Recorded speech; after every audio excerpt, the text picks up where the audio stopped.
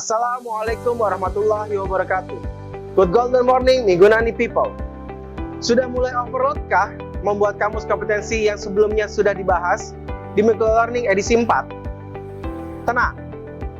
Secara prakteknya, di beberapa organisasi memang tidak membuat kamus kompetensi secara mendetail seperti yang dibahas di microlearning edisi 4. Di beberapa organisasi, salah satunya adalah Holcim Indonesia, kami mengalami dua era.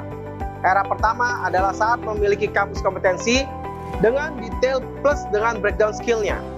Dan kemudian, era kedua adalah kompetensi SWIL.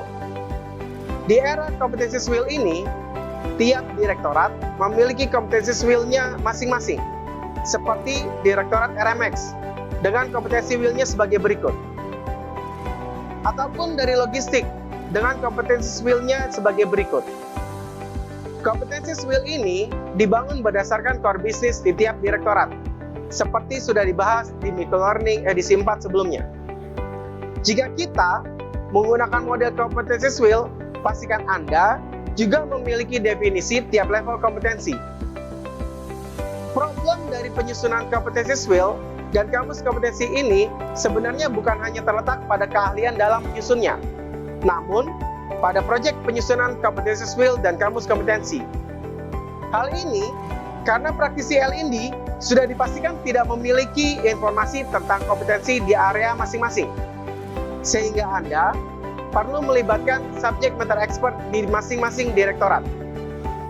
Izinkan saya berbagi pengalaman kami dalam menyusun kompetensi SWIL ataupun kamus kompetensi dengan melibatkan line function.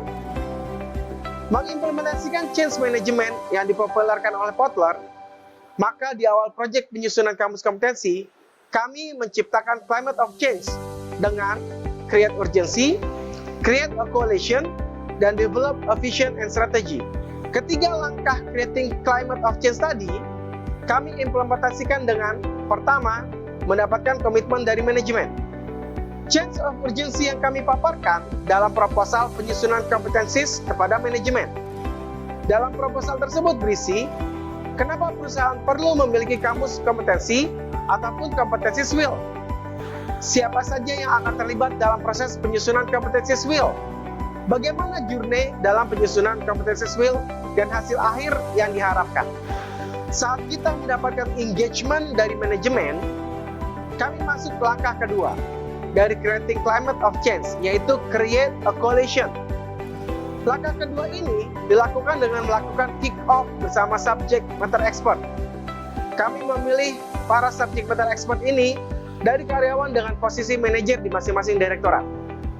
Kick-off dilakukan untuk mendapatkan buy-in dari subject matter expert yang terlibat.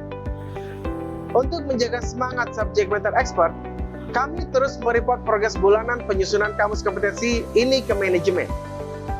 Pada saat kick-off, kami juga melakukan fine-tuning dengan subject matter expert terhadap journey, metode yang digunakan, cara menyusun, dan hasil akhir yang diharapkan. Fine-tuning ini juga bagian dari langkah ketiga creating climate of change, berupa develop a vision and strategy.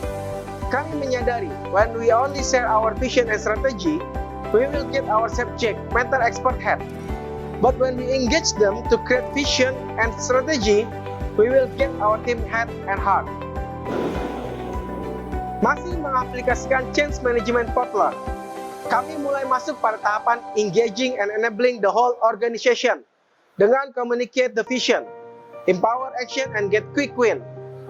Pada tahapan communicate the vision, kami kirim ulang proposal yang sudah mendapatkan masukan dari bottom up atau dari para subject matter expert ke manajemen dan disesikan ke para subject matter expert. Sedangkan pada tahapan empowering action, kami mengempower para subject matter expert dengan mengirimkan form penyusunan kompetensi beserta draft kompetensi yang sebelumnya sudah kami susun. Penyusunan draft kompetensi versi L&D kami sebut sebagai desk research, di mana desk research ini berisi kompetensi-kompetensi yang perlu dimiliki direktorat tersebut, membuat definisi dan kriteria kinerja di tiap level versi L&D. Desk research ini dilakukan dengan melihat job desk di area tersebut. Pre-work yang dikerjakan oleh subject matter expert untuk melakukan review draft desk research yang kita kirimkan, kemudian akan dibahas pada saat meeting. Agenda meeting meliputi identifikasi kompetensi yang dibutuhkan dan menyepakati kompetensi dan kriteria kinerja pada masing-masing kompetensi. Jika teman-teman masih ingat langkah Get Quick Win pada tahap Engaging and Enabling the Whole Organization, maka meeting ini adalah implementasi dari tahap Get Quick Win. Saatnya kemudian masuk pada change management ketiga, berupa implementing dan sustaining change. Pada tahap ketiga ini, ada dua langkah utama yang dilakukan, yaitu leverage win to drive change dan embed in culture. Saat kemudian kita memiliki keseluruhan kamus kompetensi dari hasil quick win dengan para subject matter expert, langkah berikutnya adalah leverage win to drive change. Implementasi tahapan ini kami lakukan dengan mengajak kembali subject matter expert untuk meeting dengan agenda menyusun kompetensi matriks di jabatan masing-masing. Pada saat kami bersama subject matter expert dalam menyusun kompetensi masing-masing jabatan, kami membuat batasan berupa jumlah kompetensi maksimal yang perlu dimiliki masing-masing jabatan. Batasan jumlah kompetensi ini akan bermanfaat bagi subject matter expert untuk fokus memilih kompetensi yang penting. Cara memilih kompetensi yang perlu dimasukkan dalam kompetensi matriks dilakukan dengan men-challenge subject matter expert tentang kompetensi pada level minimal 3 yang harus dimiliki oleh karyawan di posisi tertentu. Di PT Solusi Bangun Indonesia sendiri, kami membatasi jumlah kompetensi per jabatan maksimal 5 kompetensi teknis.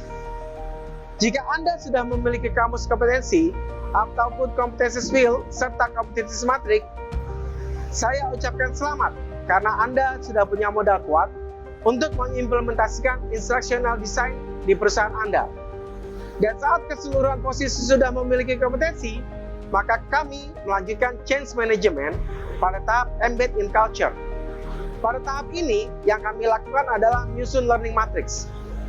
Di micro-learning berikutnya, saya akan bercerita tentang training need analysis berdasarkan kompetensi. Stay tune dan sampai bertemu kembali di channel Micro-Learning LND Kader Guruan edisi 6. Masih bersama saya, Sutra Sojati.